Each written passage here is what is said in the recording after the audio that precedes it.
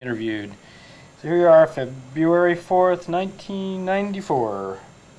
Let me knock off the...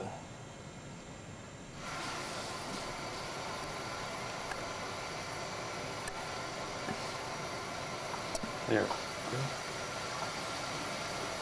Okay. So, first question. Where and when were you born? 30th of August, 1924, St. Louis, Missouri, St. Anne's Hospital. St. Anne's Hospital. And how long were you there? How many years were you there before the first move? Well, I was there until World War II came along, which I was about 18 at the time, and went into the aviation cadets. So, and was there any point over that course of time when you moved temporarily to someplace else? And then... Only when I went away to military school at Missouri Military Academy in Mexico, Missouri. I went there for 2 years. Was that like a freshman, sophomore, or junior, senior? No, it was junior, senior high school. Was that full uniform type of? Yes, full uniform. Then I went to University of Missouri after I joined the cadets, but wasn't called up. I joined the cadets on December 10th, 1942, and then on February I was called into the Air Force as an aviation student, it was called then. And that was on the 19th of February, 1943. And so then from there to flight training school? Well, first of all, I was lucky in that I went in a day early, and I was put in with the Minnesota, Iowa boys. And the Minnesota, Iowa boys got sent back to my university, Missouri University, where the people from Missouri got sent to Michigan. So I was lucky, and in fact, I got put in my own fraternity house, Delta Upsilon, which had been taken over by the Air Force. Boy, that was a quirk of fate to get you right back in your own hometown. Right. You could have ended up in Michigan. And then, so there must have been an air base. Right No, we actually went to college there. While waiting to get into the aviation cadet program.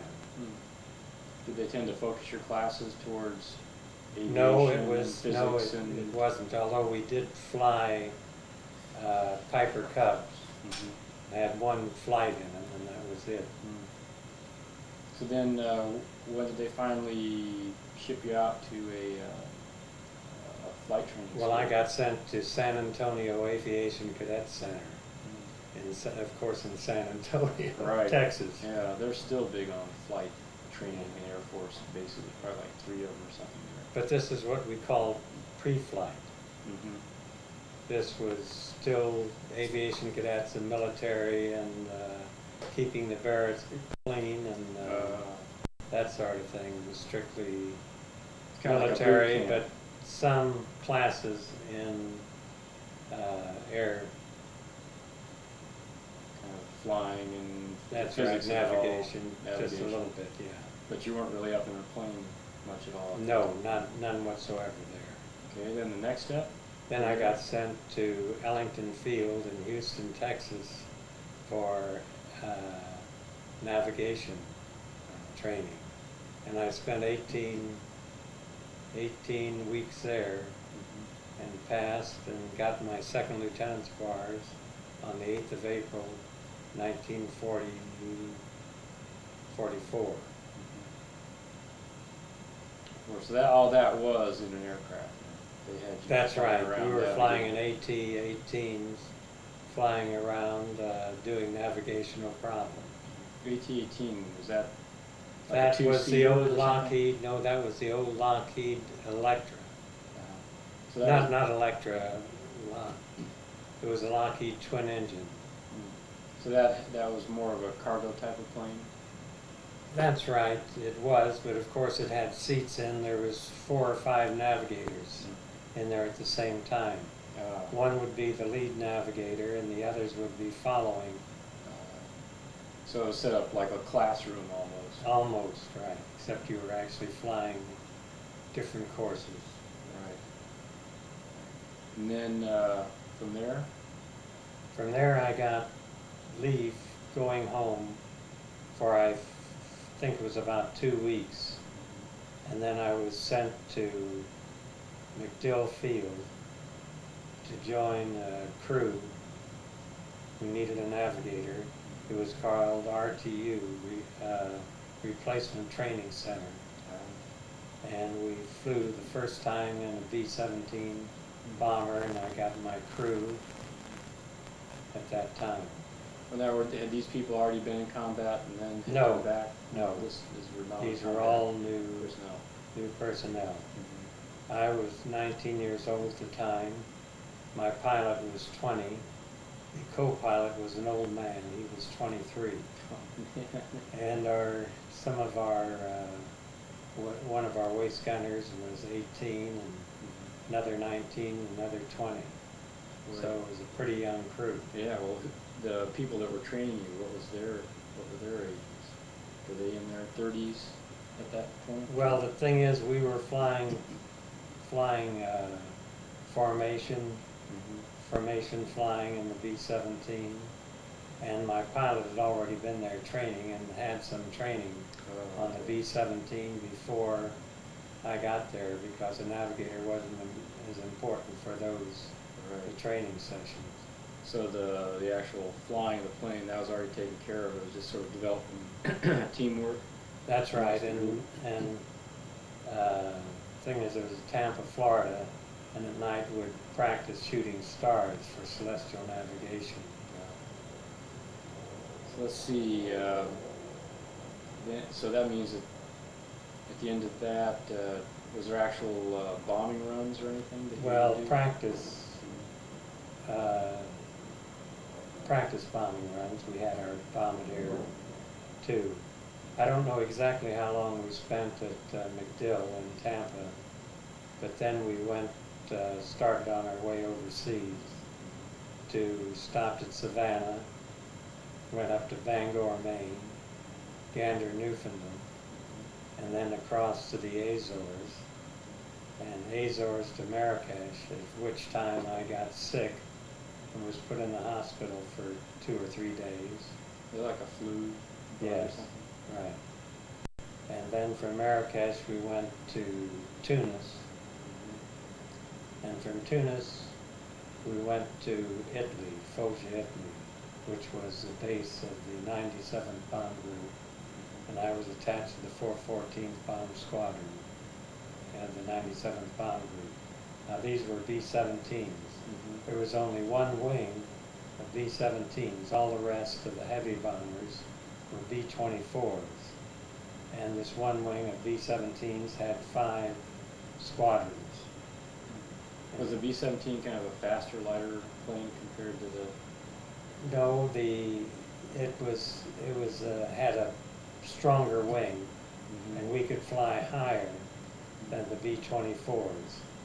And the fact is, we carried approximately the same bomb load. They were about 10 to 15 miles faster than our aircraft. We only flew something like 155 miles per hour. Boy, that made it a pretty easy target. That's right, but the thing is, we could go up to 27,000 feet. Right. Where the B-24 with the Davis wing, which was much slimmer and everything, would be so they thousands were low of and feet fast, below and us. you were kind of at high altitude. You get more lift in the thin air with your wing, and the friction would kind of reduce at that altitude too. So you could kind of keep your speed up, but you had to be at high altitude to keep your speed up. Right. And then when you would, okay, so how long were you there before you actually started combat? Well, less than a week, because there was a shortage of navigators. And sometimes I flew with my regular crew, and sometimes I flew with other crews. All right. So you said you got a total of how many combat runs? I had actually 18 missions, which was counted as 25 because the extra hard missions like Palesti, you got a credit for 2 for them, and I hit Palesti 5 times. So can you recall the names of all the different?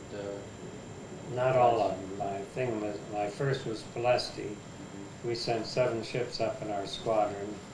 2 of us came back, and we had 158 holes in the aircraft.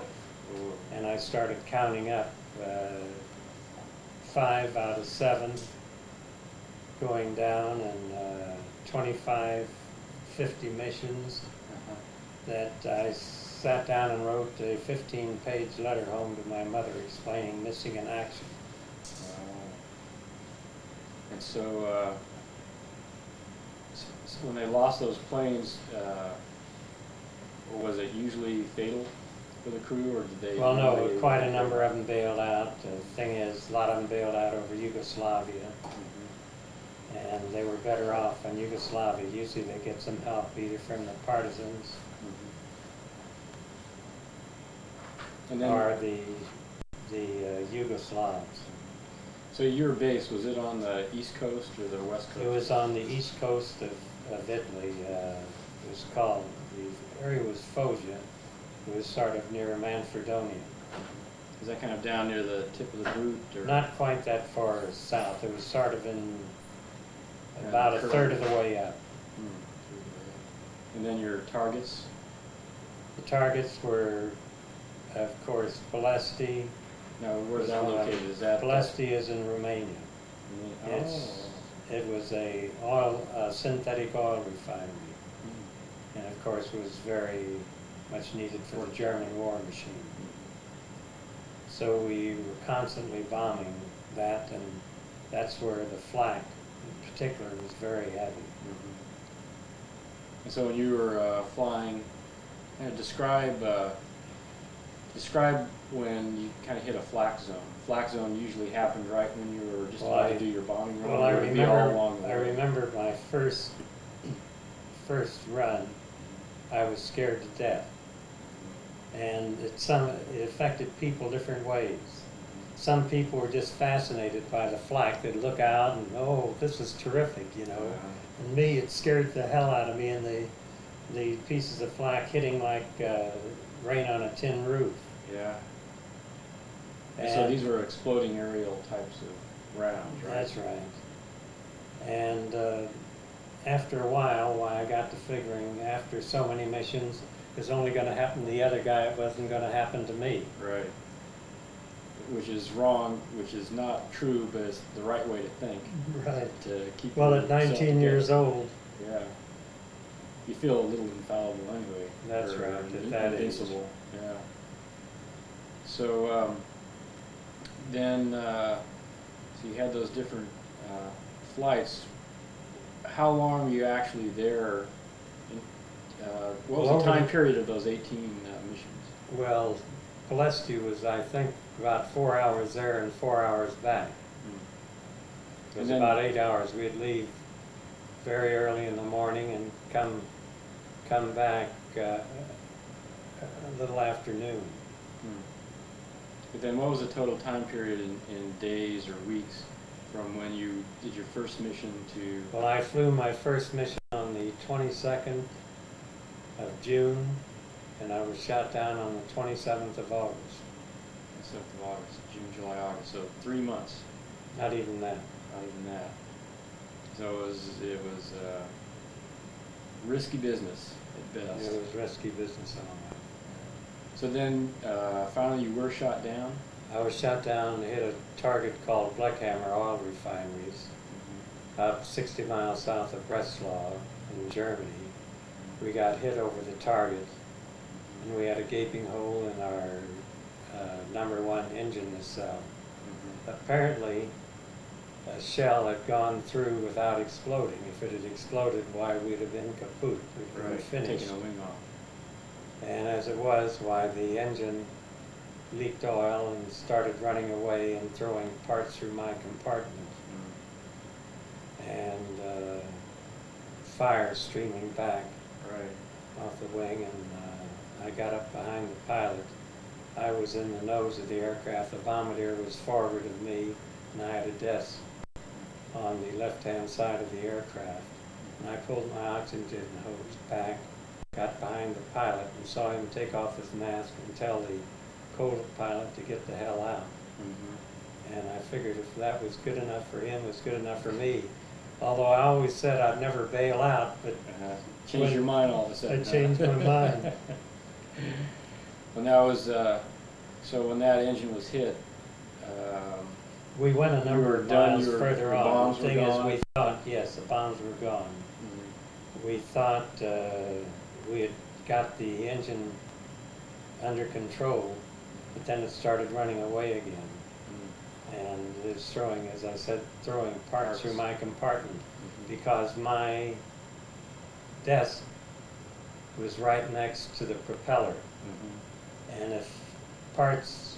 Centrifugal force would fling them right through the wall fuselage.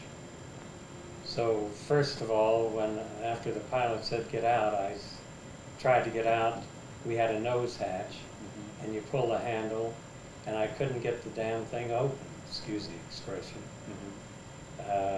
But I stuck my legs through, and my legs got beat up on the wind. Yeah. And finally I was able to release the hatch, and I got out, and everything got beautifully quiet. After that engine running away and everything, and we were up about 18,000 feet. That time we'd come down, we were much higher. And I reached around to pull my ripcord, and nothing happened. I pulled again, and nothing happened. And I looked down, and I had a chest chute, and I was on the cloth carrying handle instead of the ripcord. And I reached around and pulled the ripcord, and then boom. Yeah. So were you the first one out, and then everybody followed you out, or were they going out in different times? Because from different places. Some went out of the bomb bay.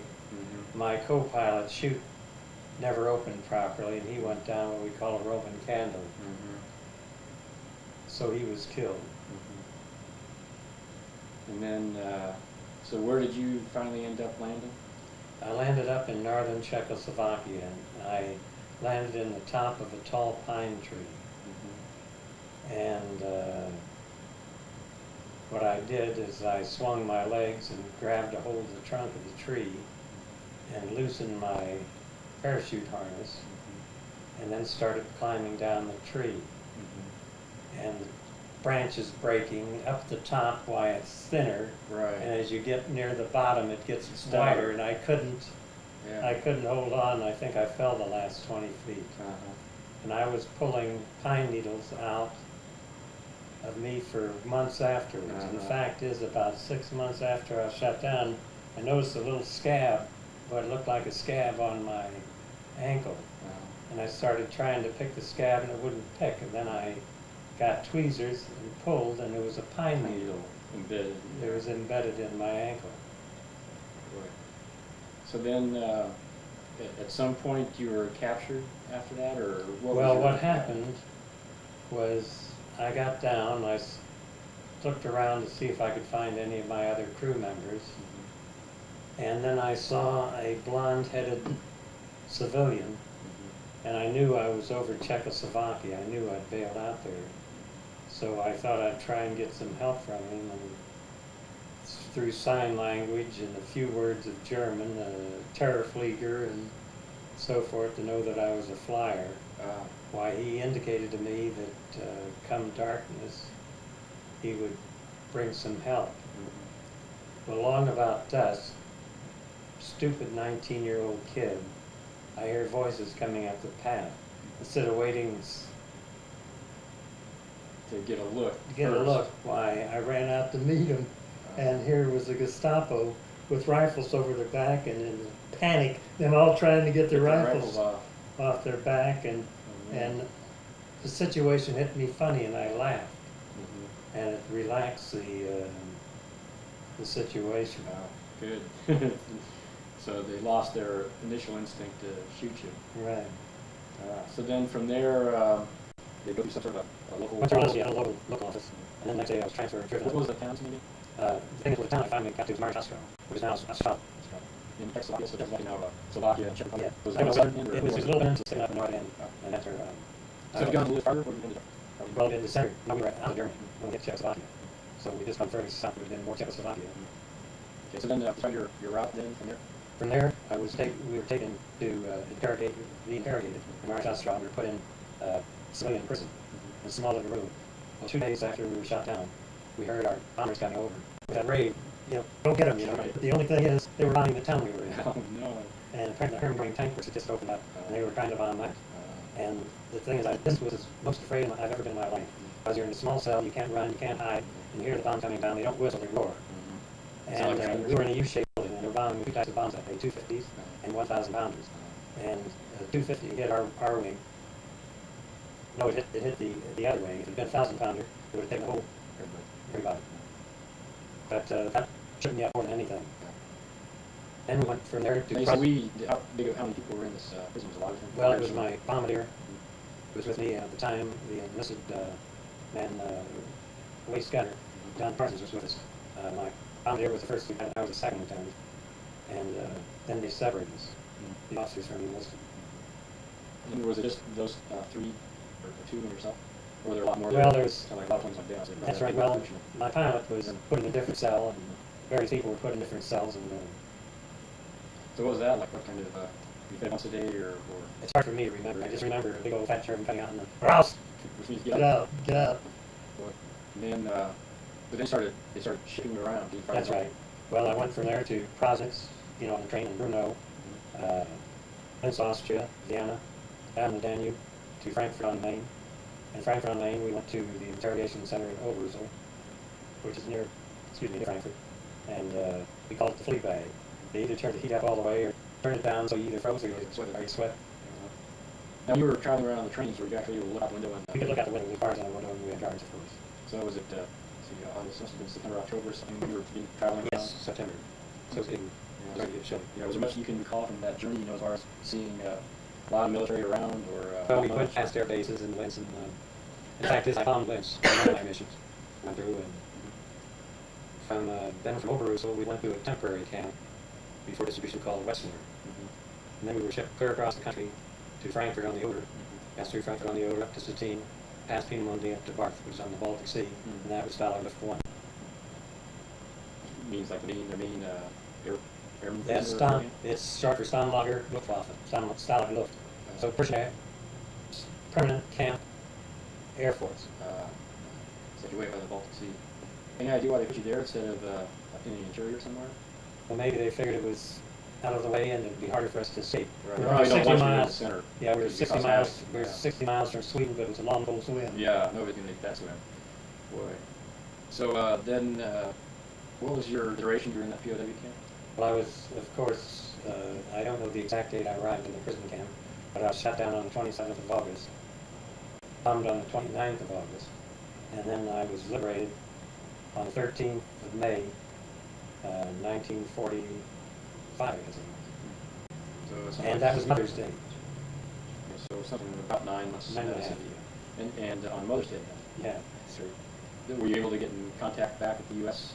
Through Red Cross. Well, through the Red Cross, my mother finally found out I was a prisoner. And that was probably the first time she found out? You were just MIA, missing in action? That's right. She got a cable missing in action. And then did the Red Cross pretty much get the information to her right away? I don't know how long it was before she got it, but somebody called her and told her I was a prisoner of war and I was all that. I actually got hit by a piece of flak in the shins, but it was like getting kicked with a heavy boot. It was expended. Flak had already... Right. So you were sore for a week. That's right. Black and blue. And then, so after you were liberated, where did you go from there? We were flown out to Lille, France.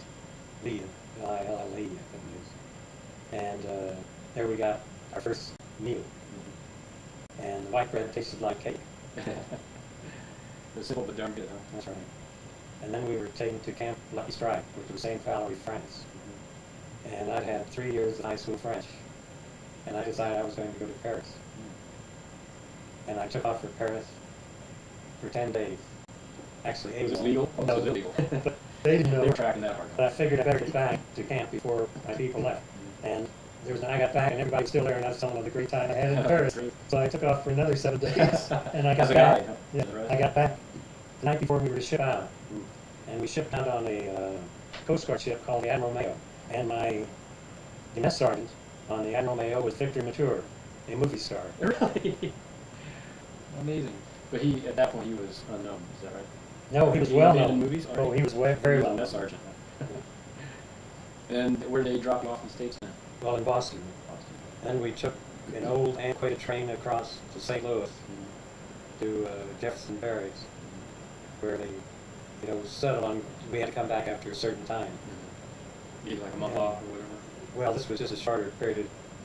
I actually ended up with 60 days, 60 days off, and then I asked for another 30 and got it.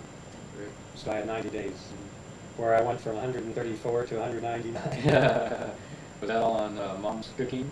Or, That's right. Just traveling? And everything that I had thought about, milkshakes, every hamburger you could think of. and chili con carne. Now, did Grandma and Rose live in that, and you, for that matter, live in that same house? It was once when I was 3 years old. I went to visit that. It was a large house with a few big trees and the railroad tracks right nearby. Was that the same? Yeah, that's right. This was right on the corner. Right. It's like it was almost at the end of the road almost. Well, it was Westminster Place, 4701. I even remember That was the same house you pretty much grew up in? No. First of all, my mother started a dress shop, 4047 Olive Street in St. Louis, and it was during the Depression, and we lived behind the store. And then we moved, when things improved, to 4064 Washington. No, 4041 Washington, which was Lowell Apartments. Lived in an apartment and then bought a house, 4064 Washington. Now before moving to 4701 Westminster Place. Now, were you ever in New York City? Was that ever part of work or anything like that? And then came back. Oh, so how old were you now that you were back? 20. 20. Had you ever owned a car for them? No.